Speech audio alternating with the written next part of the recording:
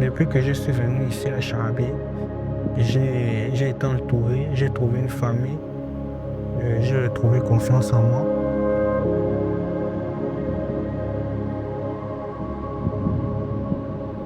Vraiment, je me sentais perturbé. Je n'étais pas tranquille, je n'étais pas stable dans ma tête. Grâce à cette expérience-là, je pense que j'ai réussi à un peu m'évader. Oui, à m'évader. Et c'est ce qui me libère un peu plus aujourd'hui.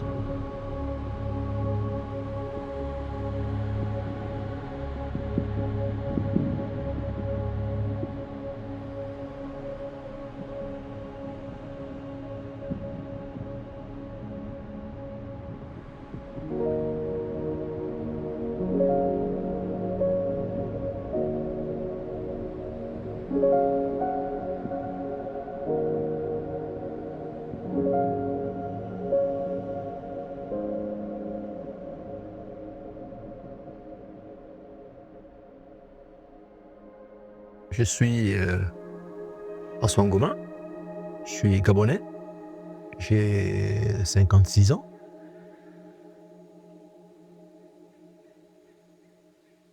Bon, d'où je viens, voilà dire quoi, je viens de la capitale, Libreville, hein, c'est là où presque tout le monde habite, même si je suis originaire du Moyen-Logoué et de Langougny, mais on vit tous à Libreville.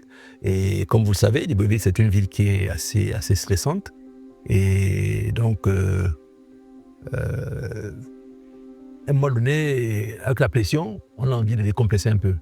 Et c'est un peu ce qui m'a amené à franchir le pas et puis me trouver dans ce cadre si naturel et si reposant pour essayer de décompresser un peu.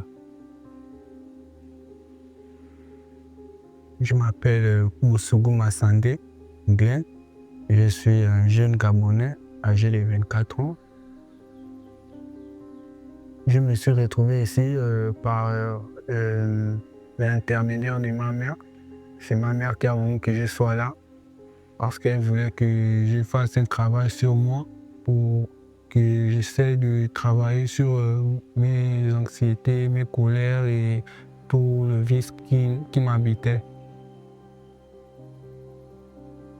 Je suis Likombi Jean-Stéphane, gabonais, de père et de mère, âgé de 25 ans. Je suis né et j'ai grandi ici à Libreville. Vous savez, lorsque j'étais jeune, je faisais beaucoup de sport. J'étais un grand sportif. À ce moment-là, j'avais les moyens et la capacité de gérer le stress. Hein. Vous savez, quand vous êtes jeune, vous courez, il y a la pression, on supporte. Mais quand vous commencez à atteindre la quarantaine, la cinquantaine, vous n'avez plus cette même énergie. Et la pression de la vie et du travail est tellement importante qu'à un moment donné, gérer le stress devient compliqué. Et malheureusement, avec les aléas de la vie, j'ai dû faire une hausse de tension. Et aujourd'hui, je suis sous médication, ce que je ne souhaite à personne. Lorsque vous allez voir un médecin et qu'on vous dise que monsieur, vous avez des médicaments à prendre à vie, ça fait comme un choc dans la personne que je suis. À un moment donné, ces comprimés que nous prenons tous les jours ont des effets secondaires tellement importants que ça déclenche d'autres maladies derrière. Vous avez des insomnies, vous avez des fois du stress, vous avez de la dépression, il y a plein d'effets secondaires. Ce qui fait que si vous décidez de continuer à prendre les médicaments, vous allez encore ajouter une capacité de médicaments sur vous. Je me suis dit, bon, je vais essayer d'explorer d'autres méthodes où on peut se soigner sans pour autant être obligé de prendre des comprimés. Et c'est ça là qui m'a fait que j'opte pour cette thérapie qui a été démontrée par la science. Aujourd'hui, vous allez au Japon, il y a des gens qui utilisent la thérapie de la forêt. Marcher dans la forêt, ça soigne. Ça a été démontré scientifiquement.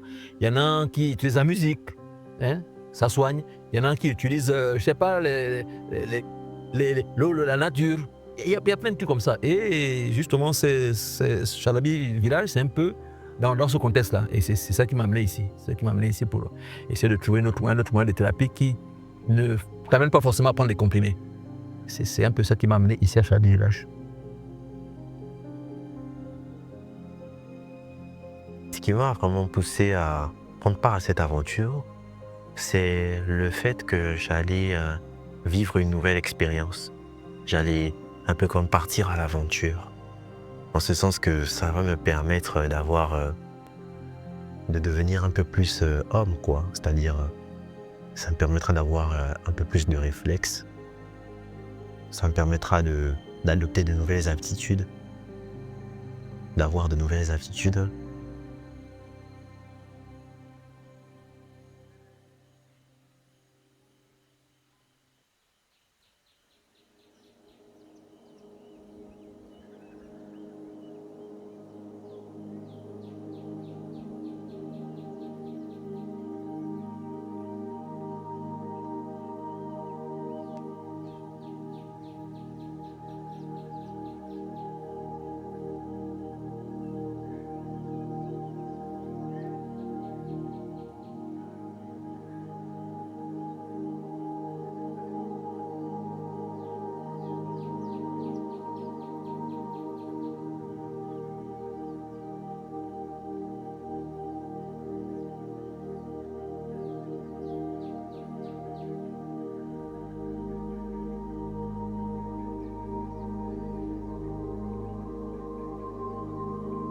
Je suis Naeko Dieudonné, professeur de yoga. Je suis également thérapeute. Il y a une réalité dans notre pays qui fait que beaucoup de gens, notamment les femmes et les jeunes adultes, subissent énormément de violences.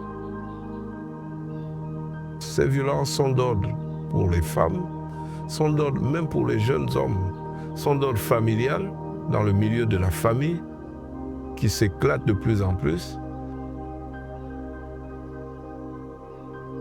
Les conséquences, c'est que les victimes de ces troubles-là, de ces violences-là, ne sont plus eux-mêmes. Ils sont complètement diminués. Ils ont des envies, des relents suicidaires. Ils ont des relents d'addiction à l'alcool, à la drogue, de façon toxique et chronique et violente dans leur corps physique. Vous pouvez ne pas me comprendre, mais parce que si vous avez été une victime de ces violences, vous verrez que mes mots sont faibles et ne peuvent pas traduire la réalité de ce que vivent les victimes. Beaucoup de personnes, au premier abord, pensent que je suis fou, souvent. Il y en a qui pensent que j'ai des problèmes mentaux, il y en a qui pensent que je suis malade mental. Je me dis peut-être le fait que les gens me trouvent assez particulier, les gens me trouvent assez spécial. Et je me dis c'est peut-être ce petit défaut-là qui fait que les gens me repoussent en fait. C'est cette réalité-là que j'ai dû affronter. Parce que, bon, en fait, je suis moi-même en fait. Peut-être à cause de mon apparence, les gens me jugent. C'est surtout ça, le jugement des autres en vrai. En gros, c'est ça, c'est le jugement des autres. Déjà, quand je suis venu ici, j'étais une autre personne. J'étais une personne différente. J'avais beaucoup de colère en moi. J'avais pas mal de méchanceté dans le cœur. J'étais ce que l'on va qualifier ici à Libreville d'enfant turbulent. J'étais vraiment pas stable. J'ai traîné derrière moi pas mal de conneries, pas mal d'échecs. Mon cœur était rempli de noirceur. J'ai été victime effectivement de certaines violences verbales, de certains traumatismes. J'ai été victime on va dire en vrai, de la méchanceté de beaucoup de personnes, des personnes même que je ne connais pas. Et c'est ce qui m'a rendu assez rancunier en ce sens que je ne suis pas la marionnette des gens, non.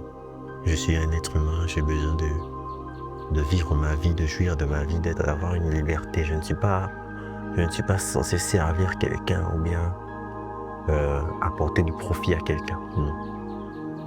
Et c'est vraiment ça qui a fait en sorte que je suis devenu assez rancunier. dans une société comme la nôtre, qu'est-ce qu'on peut faire de ces gens? Il faut trouver des solutions. Nous avons vu dernièrement à l'école des jeunes enfants qui se sont battus. Et la réponse, c'était qu'on a exclu d'autres de l'école pendant 5-6 ans. Mais alors, et les autres qui reviendront demain, on exclura.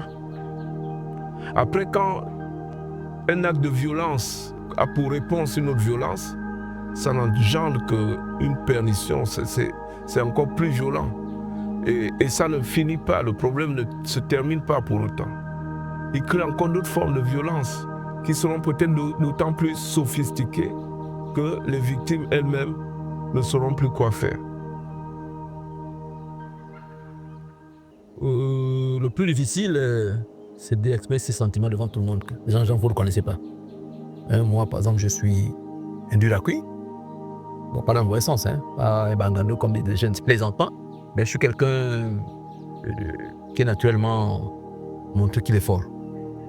Et lorsque dans la phase de partage, parce que chacun partage ses émotions, que vous vous rendez compte que vous êtes en train de faire couler des larmes devant des gens que vous ne connaissez pas, bon, c'est quelque chose de fort. Ce qui bloque les gens dans ce type d'expérience, c'est leur vécu. Après, ils n'ont plus confiance. Le corps réagit avec la peur, avec la honte, avec l'incapacité à vivre pleinement, à prendre confiance en soi, à s'aimer soi-même. La victime ne s'accepte plus. Et elle ne s'accepte plus d'autant plus que maintenant, elle va vivre reclus. Elle va vivre vraiment de façon légère. Et quand vous lui parlez de ce traumatisme qu'elle a subi, elle en fait un déni. Et donc, dans son esprit, ce traumatisme n'existe pas.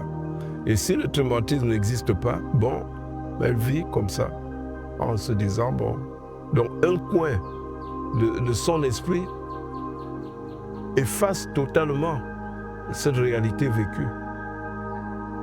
Et conséquence, elle va vivre petitement. Elle va avoir honte, elle va être dans des colères, elle va être dans des peurs. Mais si quelqu'un qui a peur, il ne peut pas aller plus loin dans ce qu'on appelle l'audace de vivre. Les thérapies dans le monde pour soigner les hommes, les humains qui sont victimes de tous ces troubles émotionnels ont beaucoup évolué. Et nous, dans notre pays, on se dit, bon, ça n'existe pas. On va encore faire comment on vit avec ça. Ce n'est pas une fatalité. Il faut accepter de dire qu'on peut aller plus loin parce qu'ailleurs, tout à côté de nous, en Europe, vous avez vu des thérapeutes européens opérer, vous avez vu comment c'est si fluide et si facile.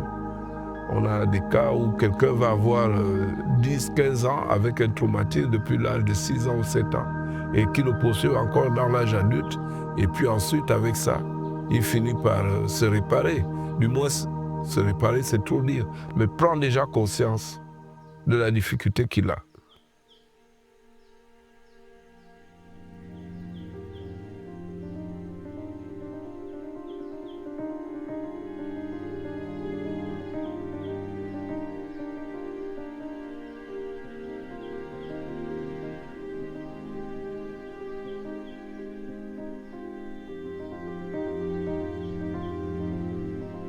Il m'est arrivé de consulter d'aller consulter des psychologues, même des psychologues hypnotiseurs, pour essayer de gérer le stress et puis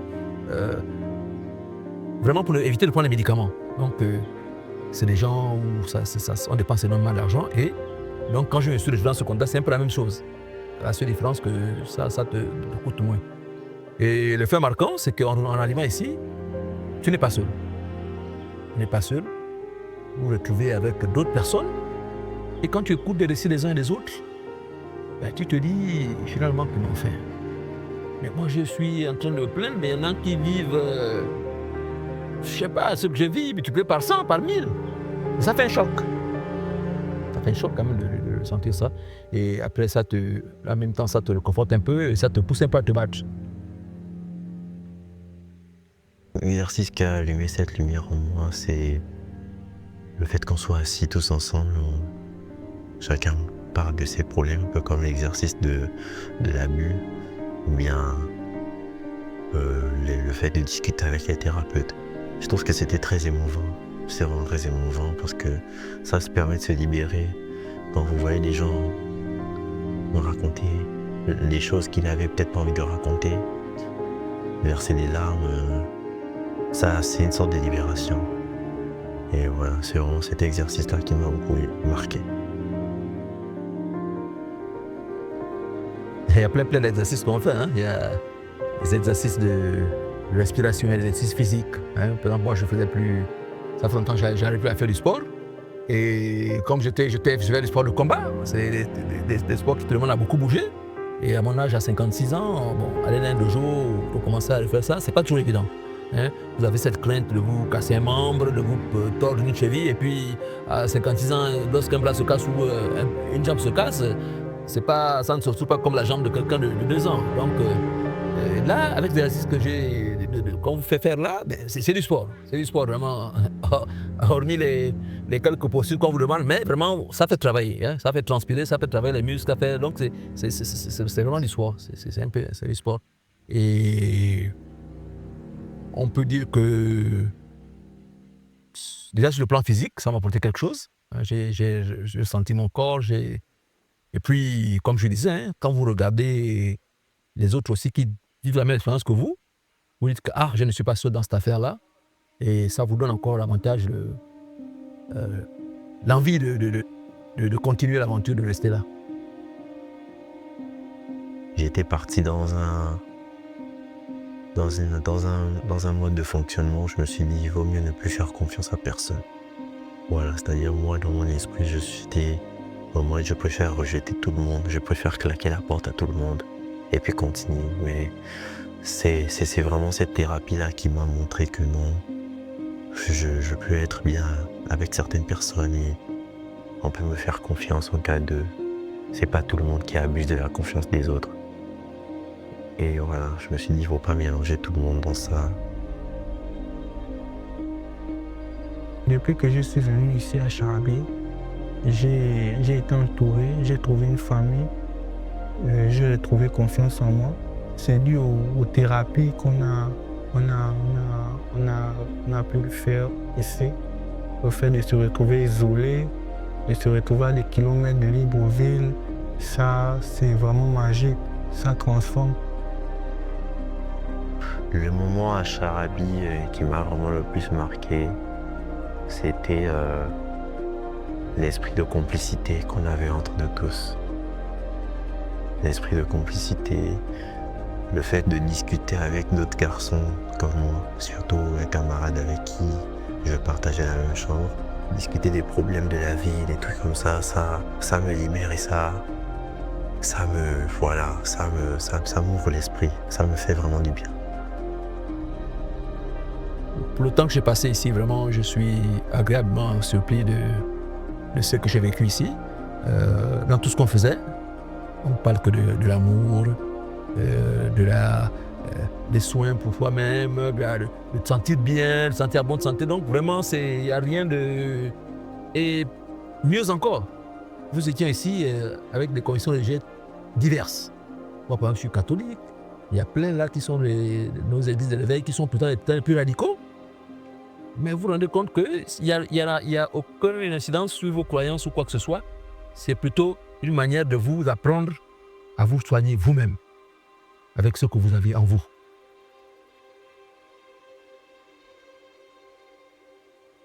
Cette semaine, je l'ai vécu bluffé. Bluffé de savoir qu'on peut avoir des gens en face de soi qui viennent d'horizons divers sans se connaître et on peut les amener à se connaître et à s'aimer.